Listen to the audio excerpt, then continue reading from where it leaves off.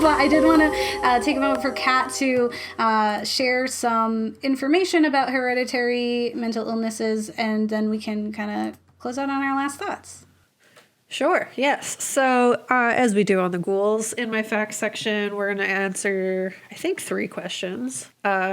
So what are hereditary mental illnesses? In a 2018 Bustle article listed 10 mental health issues that are more likely to run in families. It listed schizophrenia, anxiety disorders, depression, bipolar, obsessive compulsive disorder, ADHD, eating disorders, postpartum depression, addictions, and phobias as illnesses that could be passed down. What are some things that someone with hereditary mental illnesses encounters? I think a big thing that, speaking from my own experience, we consistently encounter as media portraying mental illness poorly and creating fear and stigma towards it within society. I can only speak to my experience on this.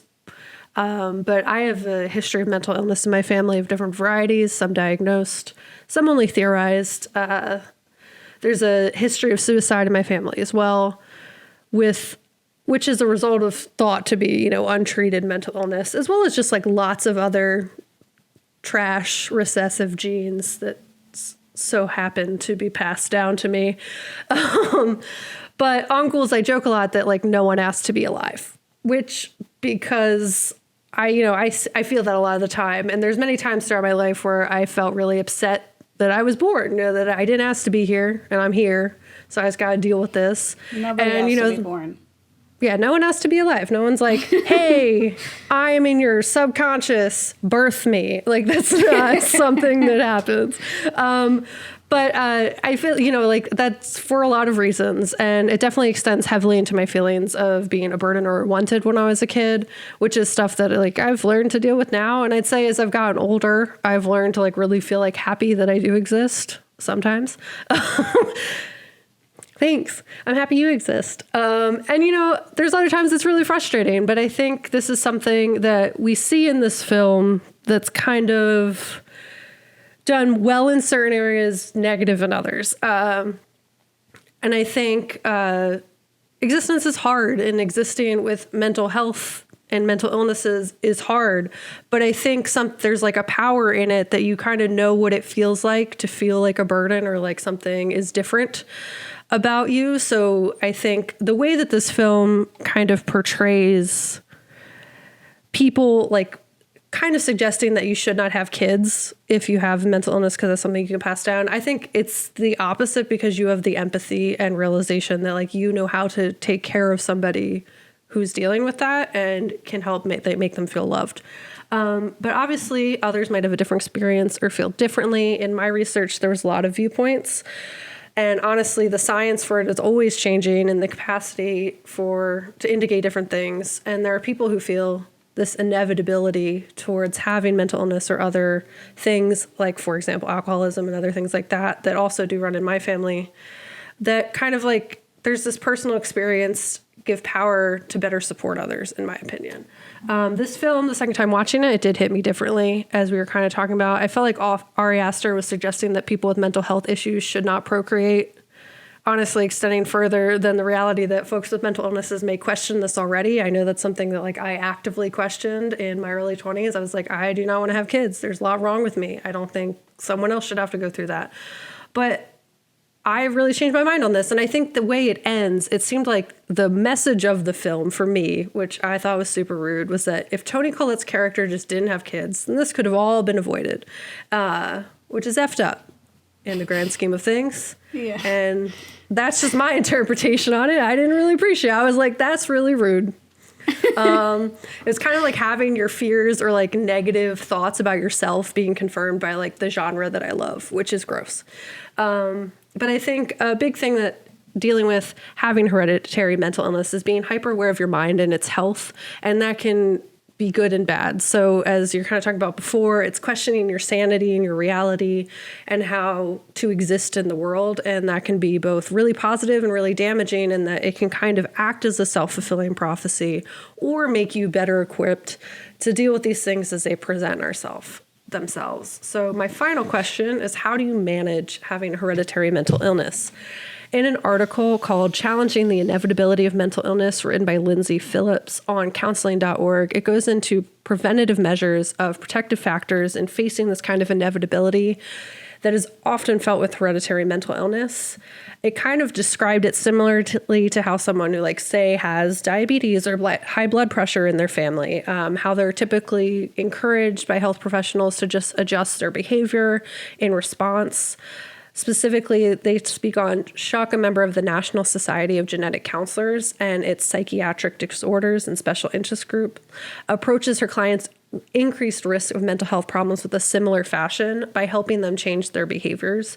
Returning to the mental illness jar analogy, Shuck informs clients that they can increase the size of their jars by adding rings to the top of their contents, essentially having rings that act as protective factors, which is something that I learned a lot about in my trauma trainings and stuff like that. Yeah, trauma-informed practices and stuff, which is hard to do when you've experienced a lot of trauma, but it's not impossible. It just gives you a lot of like protective factors on how to deal with it and all of these things. So sleep, exercise, social connections, psychotherapy, physical health maintenance, all of those protective factors are things you can control and do something about that can help to lead to more positive health outcomes. Those honestly apply to like all things in life. It helps with physical health, but also mental health. So that's my advice for y'all. So it's not the end. You can do things. You can continue on. Unless it wasn't mental health at all, and it was in fact a cult, and then you're just screwed. Yes, and then it's just there's no dodging that. If there's one of the 7 or 8 demons of hell, is it 8 demons of hell? I mean, what and why? Why do we want them here? What is he gonna do? He gives you riches or whatever. Why? But you have to be naked for him. Like, I don't want to. Like, if it's a requirement for me to be naked for a demon, I don't want to do it. Can we address that? Like, all of Arster's films thus far always have naked had people, naked folks in it. White Yeah, people? graphic nudity, graphic. Graphic Like, and it's old like white people. it's like elderly graphic too. So it's like kind of like Shining disturbing. Yeah, it's like, why? And like, no, the one messed up is the one cultist, and like when Peter turns around after seeing his dad is just charcoal, and he's like in the closet, and it's just like he's naked, and he's just grinning. He's just like, and I was like, I'm so thrilled. I was like, sir, do not smile at me. Like, I was like, how dare? Like, you can have a creepy like glare. You could just look out and do not smile. Like, now you have crossed the all the limit. Of, things. like, of all, like, Yeah. do not. Like, I'm like, no, we are not friends. This is not a fun time for me. How dare you? I did catch, like, one of my exciting things was cinematography again, is like when at the end where it's like the daytime you see all the trees, the birch, and then it cuts to darkness, and it's not trees, it's the naked people in the yard in the darkness. I was like, Kat didn't catch it this time either, but I get excited every time I see it. I'm like, people in the yard. I remember I screamed when we were watching it that first time. I was like, Yeah. I also caught how it lingered like just entirely too long on the pole when he was driving to the party. And I was like, why did it do that? And then when it happened, I was like, oh, that's why. That's why.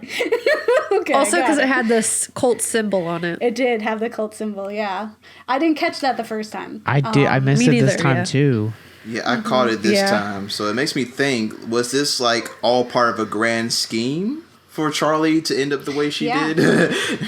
Well, yeah, because they had to get so. rid of her body Yeah. because she wasn't a male, and for some reason they needed Charlie. Which is Peter also was rude. nothing. Yeah, she was a temporary vessel for King Piman, and Yeah. And Charlie's just like, okay. Like, I'm in my brother's body. My mom and my grandmother, headless, naked people. Why? Why am I doing this? And they're like, it's cool. And she's like, all right. I guess it is cool. I don't really see how I can say anything about it. Yeah.